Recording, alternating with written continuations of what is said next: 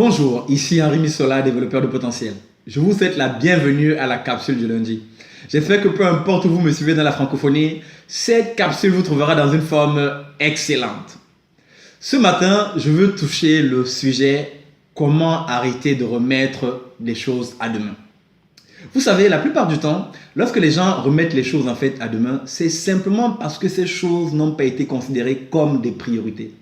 Croyez-moi, lorsque vous mettez une chose ou que vous considérez une chose comme prioritaire, vous trouvez nécessairement le temps de faire la chose.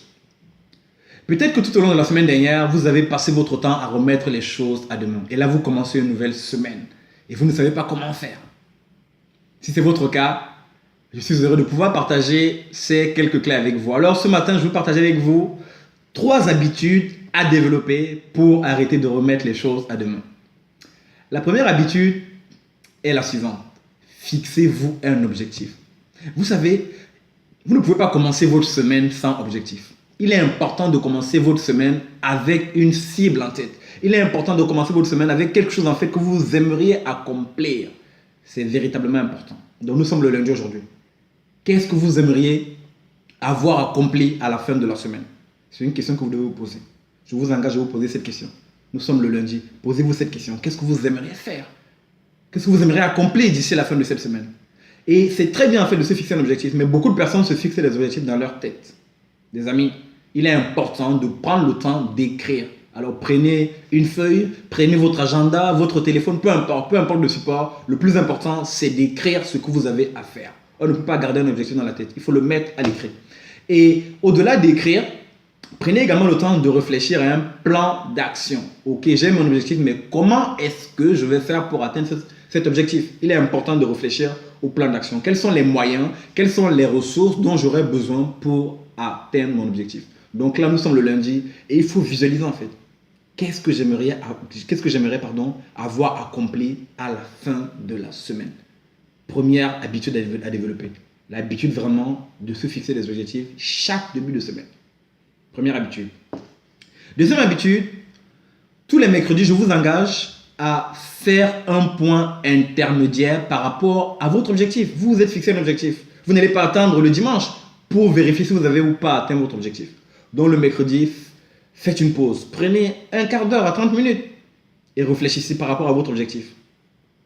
Où est-ce que vous en êtes? Qu'est-ce que vous avez fait jusqu'à présent? Qu'est-ce que vous n'avez pas réussi à faire?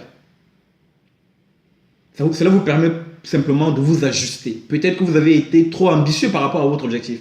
Peut-être que les ressources dont vous disposez ne sont pas suffisantes. Peut-être que les moyens à votre disposition ne sont pas pertinents pour pouvoir atteindre cet objectif. Le point intermédiaire est vraiment primordial parce qu'il vous permet de pouvoir vous ajuster, de pouvoir challenger vos ressources, de pouvoir challenger en fait les moyens à votre disposition pour pouvoir atteindre l'objectif. Ça, c'est la deuxième habitude à développer.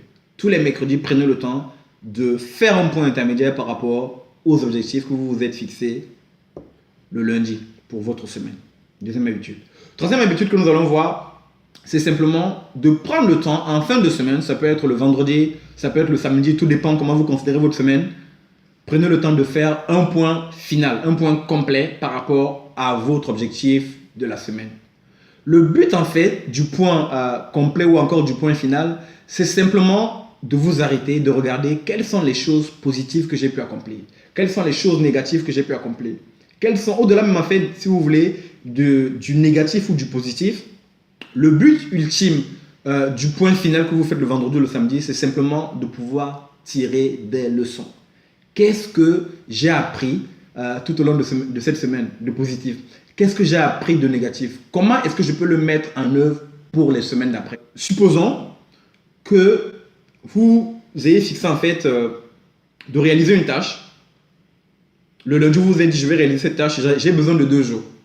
Dans la pratique, vous pouvez vous rendre compte qu'au final, en fait, cette tâche ne prend pas 2 jours, mais vous avez besoin de 5 jours pour faire cette tâche. Là, c'est une leçon en fait, que vous pouvez apprendre de cette semaine. Vous apprenez une leçon. Pour ce type de tâche, en réalité, j'ai besoin de 5 jours et pas de 2 jours. Ça, c'est une leçon que vous pourrez mettre en œuvre pour les semaines d'après. Il est important d'avoir ce point final en fait et de pouvoir tirer ces leçons pour pouvoir les implémenter pour les semaines d'après. Voilà les 3 habitudes que je voulais partager avec vous dans le cadre de cette capsule. Alors, je vous engage cette semaine à prendre le temps.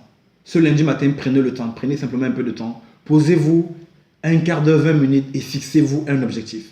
Ça peut être un objectif personnel, ça peut être un objectif professionnel, ça peut être un objectif familial. Peu importe le domaine, prenez le temps de vous fixer un objectif. Réfléchissez aux moyens, à votre plan d'action, aux ressources que vous allez mobiliser, aux moyens que vous allez mettre en œuvre pour pouvoir accomplir cet objectif.